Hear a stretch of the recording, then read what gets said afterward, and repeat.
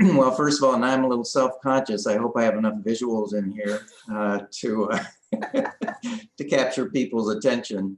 But certainly this visual here on the right really is about systematic continuous improvement. It's a never-ending process, and those of you who have heard me speak before know I talk a lot about continuous improvement. Sometimes I go a mile deep and an inch wide. Sometimes I go an inch deep and a mile wide.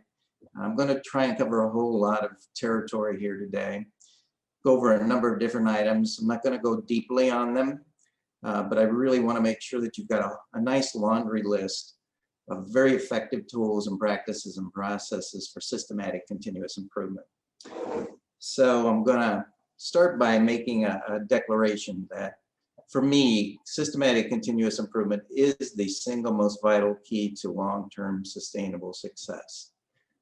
You can keep going on for a long time with what you're doing, but if you really want to be sustainable and growing all the time, this has got to be the focus.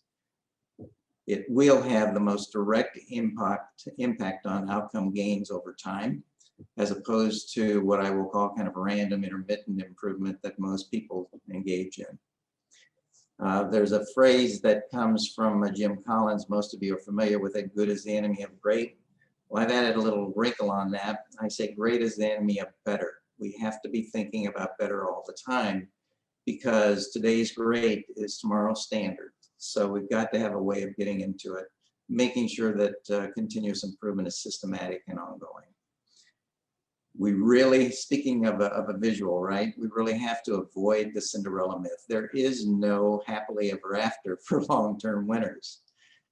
Success is not final, and failure is not fatal, as Winston Churchill says. So you've just really got to be thinking about not getting caught in this myth.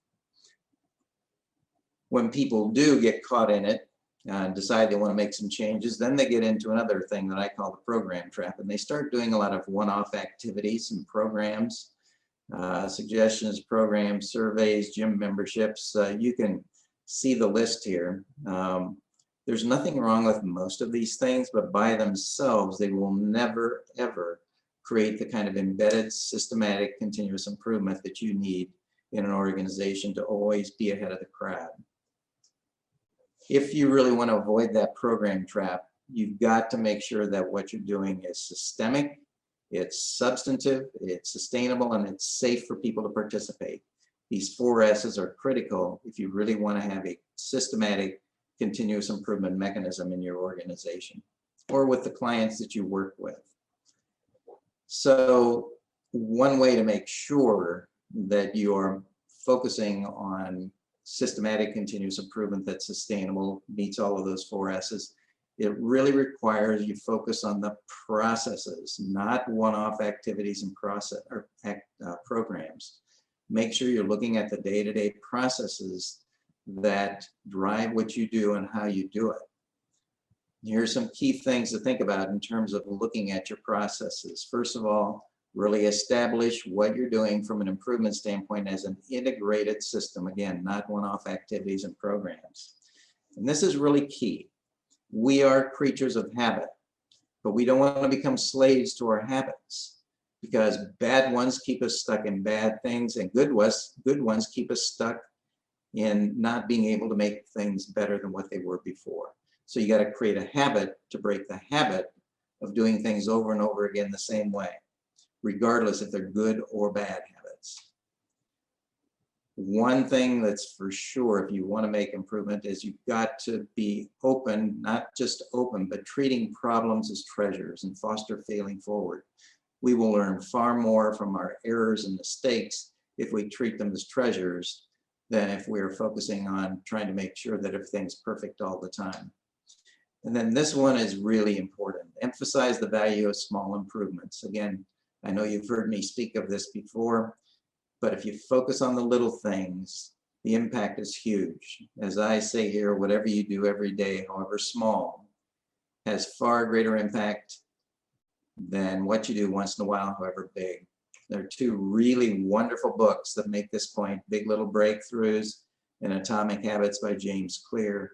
I highly recommend that you read both of those books. With Atomic Habits, the first chapter of that book is so powerful, it's required reading for every single one of my clients.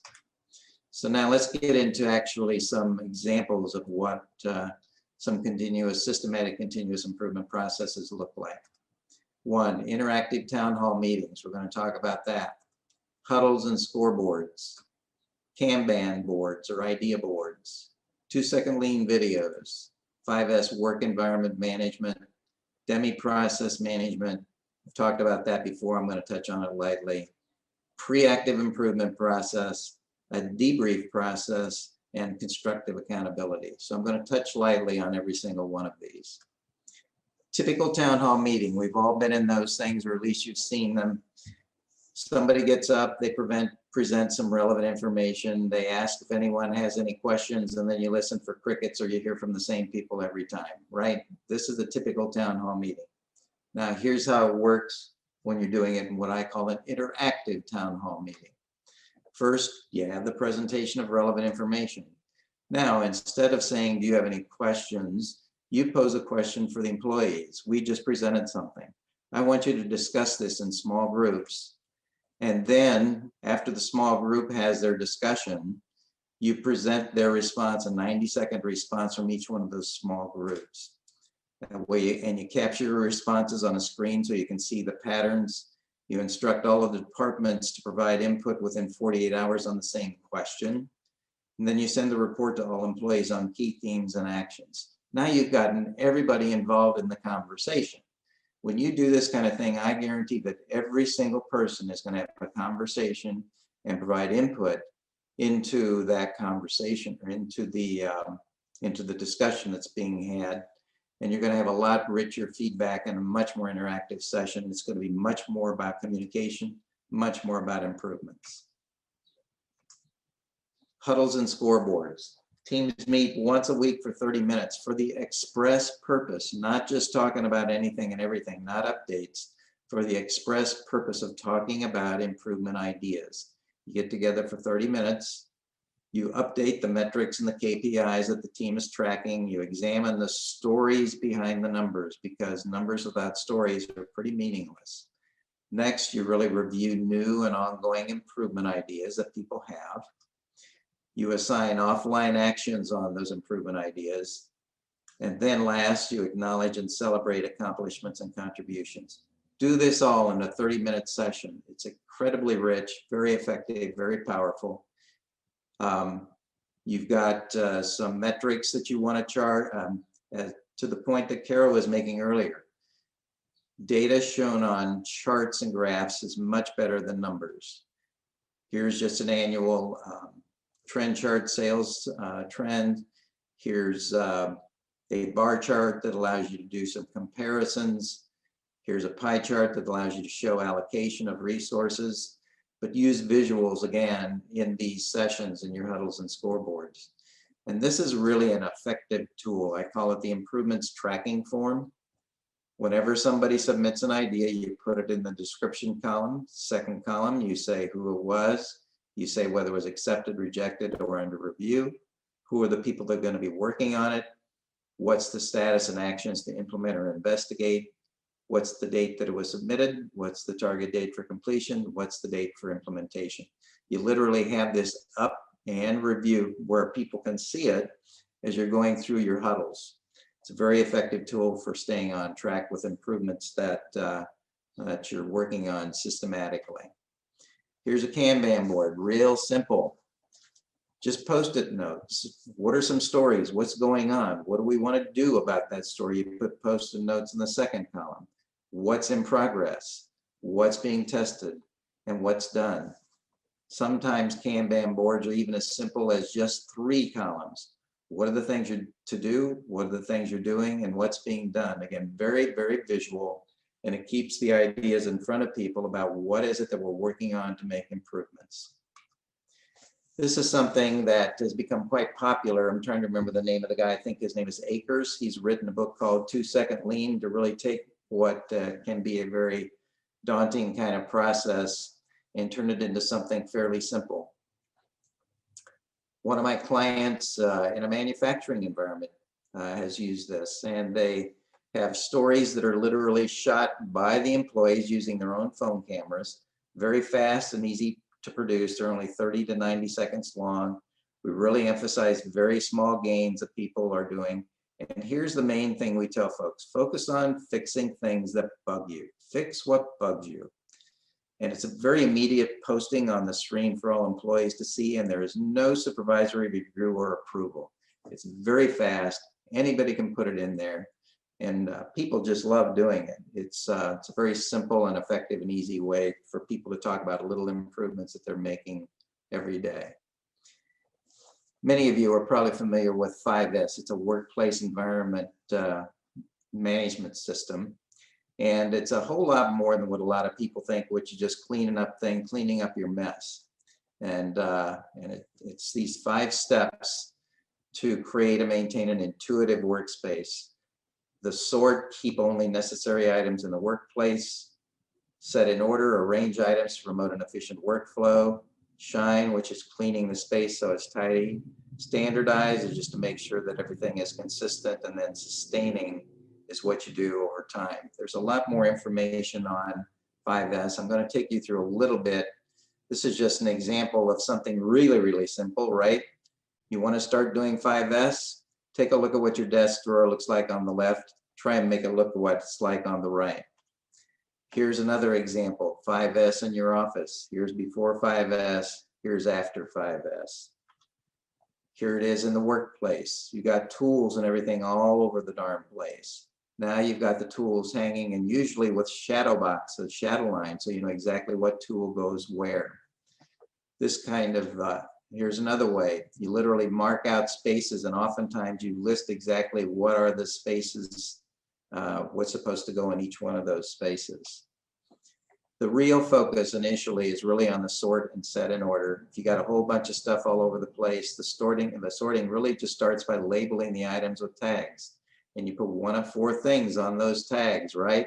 Leave the item where it is, relocate the item, dispose of the item, recycle the item. Don't move anything, just put tags on it. Heck, you can just use Post-it notes.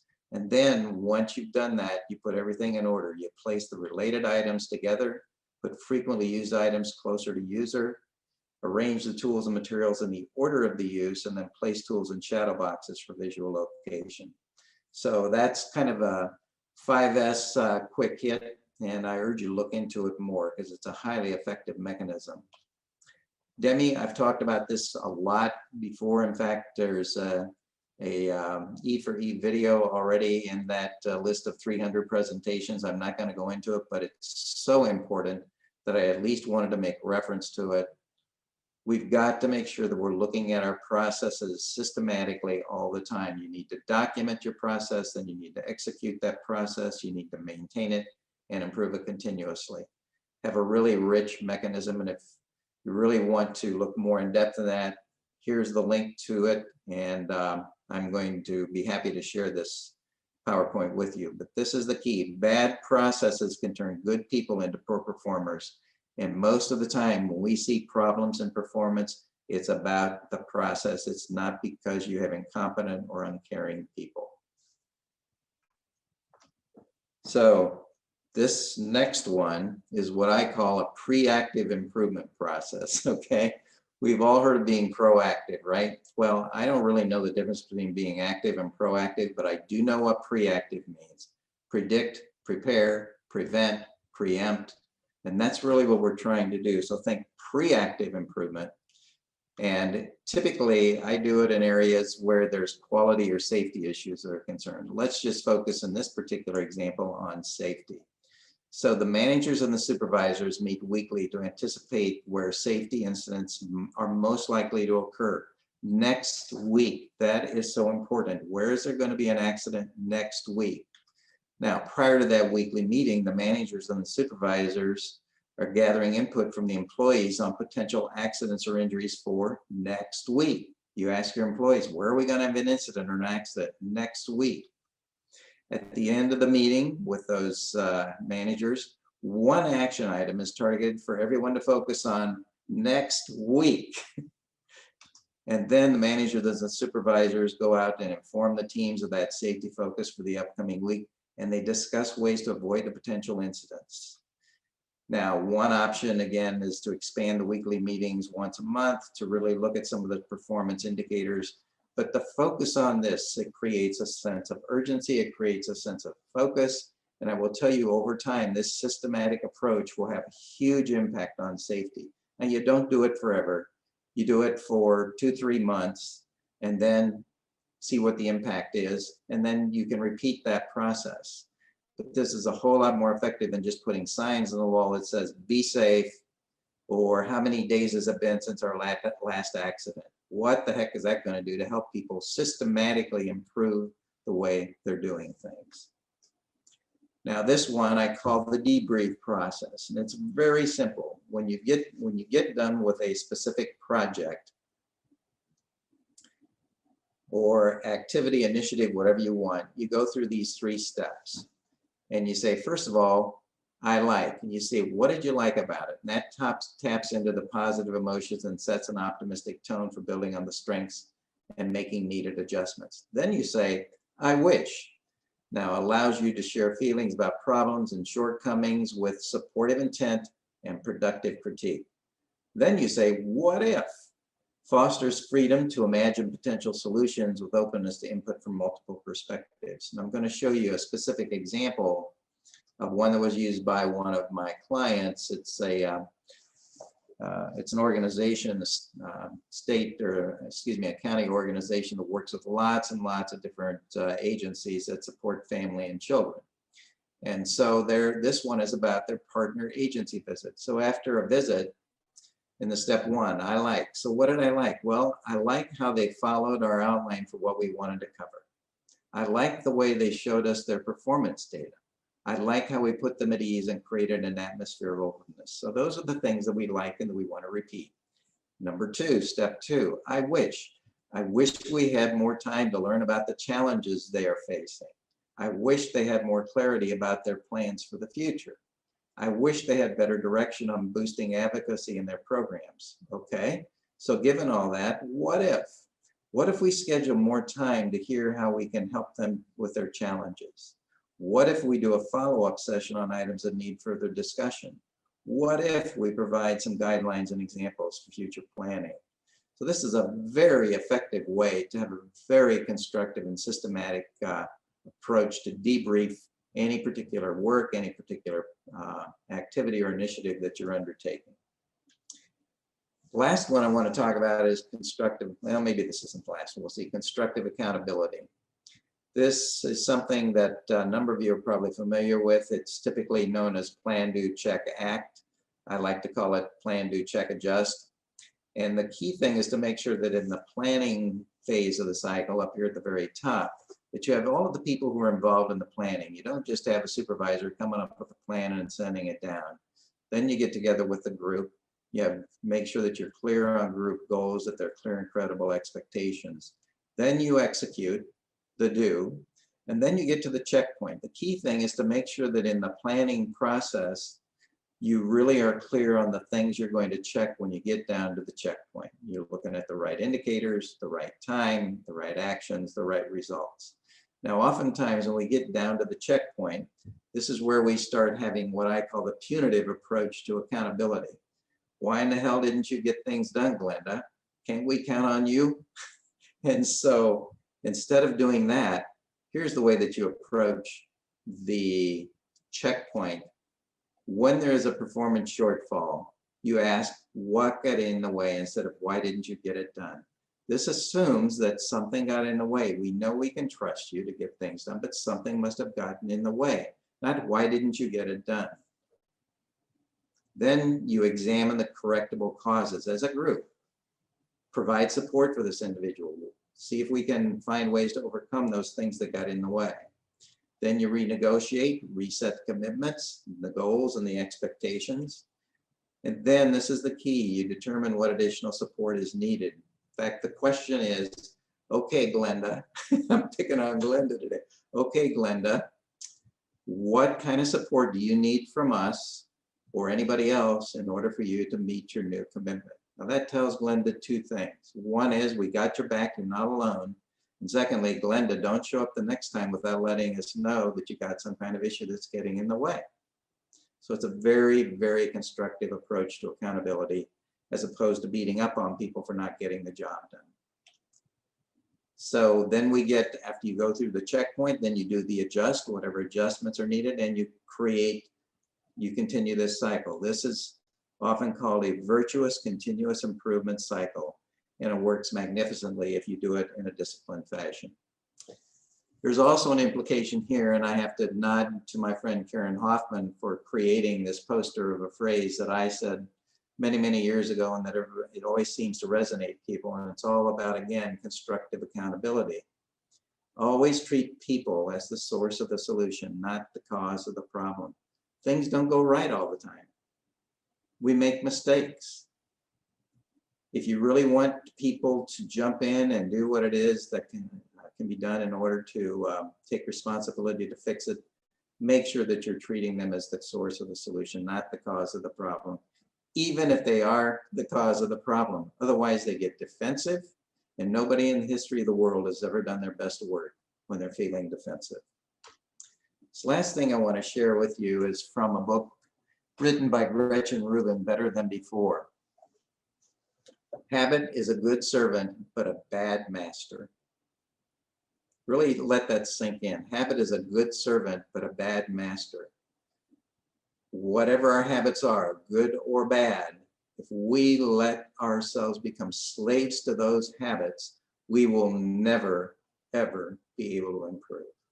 So make sure that we're always thinking about systematic continuous improvement, making sure that our habits are our servants and not our masters. And that's it. Thank you.